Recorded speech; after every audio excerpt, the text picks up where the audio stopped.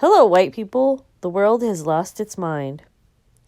Air Force updates its dress code policy to include turbans, beards, and hijabs.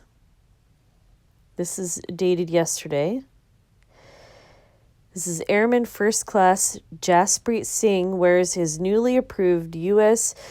Air Force turban at Joint Base McGuire-Dix Lakehurst in New Jersey, December 2019. Charming, isn't it?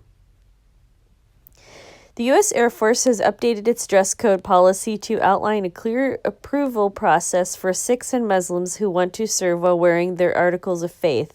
Under the new guidelines, which were finalized last week, Sikhs and Muslims can seek a religious accommodation to wear turbans, beards, unshorn hair, and hijabs, and expect to be approved as long as their appearance is neat and conservative, except under extremely limited circumstances.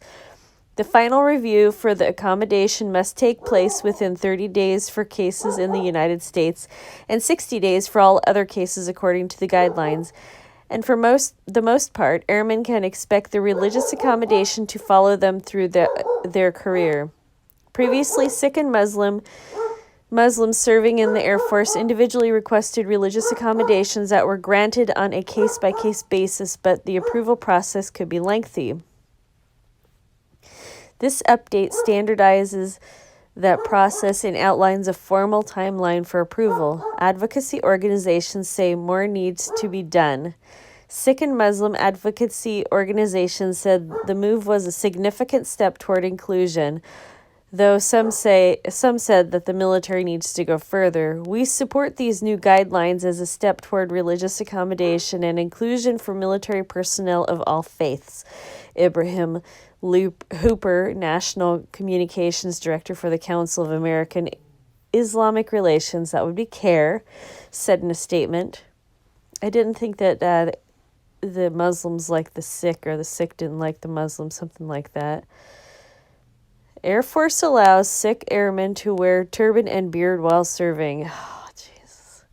Both the Sikh Coalition and the Sikh American Veterans Alliance, SAVA, have called on the U.S. military to allow religious minorities to serve without exception. Sikhs have served honorably and capably in the U.S. Armed Forces and other militaries around the world, and while we are eager for a blanket proclamation that all observant Sikh Americans can serve in every branch of the military without seeking accommodations, this policy clarification is a great step forward towards ensuring equality of opportunity and religious freedom in the Air Force, Giselle Clapper, a staff attorney for the Sikh Coalition, said in a statement. SAVA President Kamal Singh Kelsey said that the Department of Defense should institute a broader policy that applies across all branches of the military, following the example set by the U.S. Army in 2017.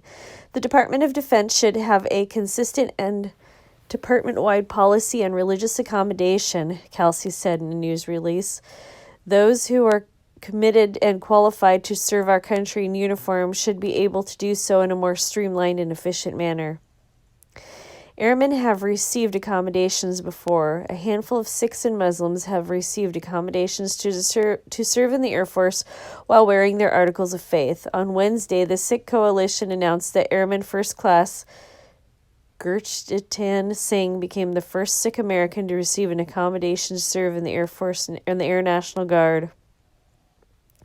Last June, SAVA announced that Airman First Class Harpratinder Singh Bajwa became the first active duty airman to receive religious accommodation, allowing him to serve with the Sikh turban and beard, a process that took nearly 6 months. Airman First Class Sunjit Singh Rathur and Jaspreet Singh received religious accommodations last year, and in 2018, May Sauza, now a captain, made history as the first officer in the Air Force's Judge Advocate General's Corps authorized to wear a hijab, a reflection of her Muslim faith.